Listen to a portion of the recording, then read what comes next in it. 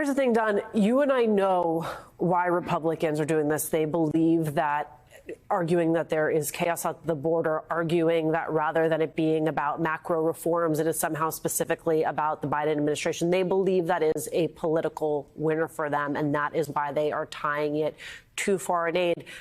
The problem is that slowing down that aid will have real consequences for democracy abroad. It will have real consequences for America's standing in the world. Do they realize the jeopardy they are putting us in? I don't know whether or not they realize it. Unfortunately, I don't have access to those private caucus meetings. But even if they did realize it, the sad piece here is that they may still proceed with this non sequitur of tying Ukraine versus Russia, which is a legitimate global national security issue.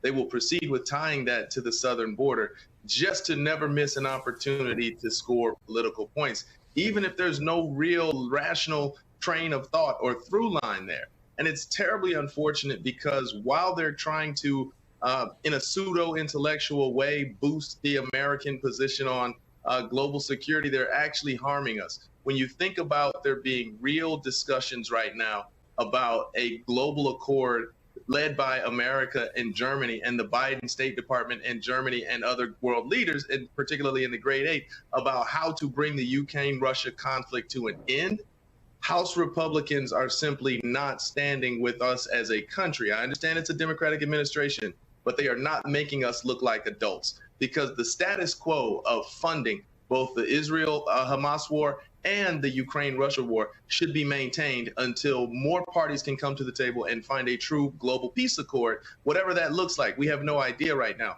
But House Republicans not being on board with a very mature and multilateral peace solution is just nonsensical. And to tie it to Southern aid at the border, I don't know that I've seen a greater non sequitur from a guy who's trying to actually sound serious. A non sequitur is a great way to put it, Don, right? To try to say these two things are connected when in reality they are. And Carlos, when you think about the fact that Republicans used to be the party, or at least pride themselves on being the party of national security, the fact that not only are they jeopardizing national security when it comes to these AIDS package, but that they continue to align themselves with former President Trump, who The Economist most recently, though there's been an entire slew of voices that have come out and said this, he's the greatest threat to security across the globe, not just national security of the globe. What does it then tell you, Carlos, that you got Speaker Johnson going down to Mar-a-Lago last week to kiss the ring?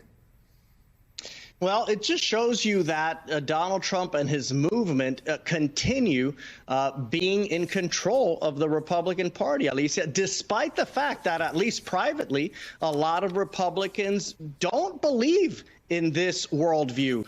Most congressional Republicans, as I told you, do believe that it is important for us to stand both with our allies in Israel and Ukraine. Yet, those followers of Donald Trump are the ones who are being allowed to drive the narrative. Those are the people who removed Kevin McCarthy.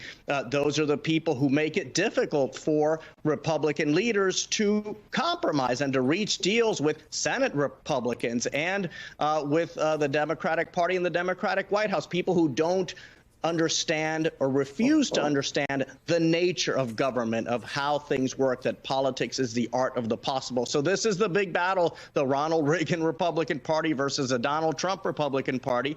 For some years now, the Trump Republican Party has been winning. We'll see if those Republicans who still believe in U.S. leadership across the globe can secure that funding for both Israel and Ukraine.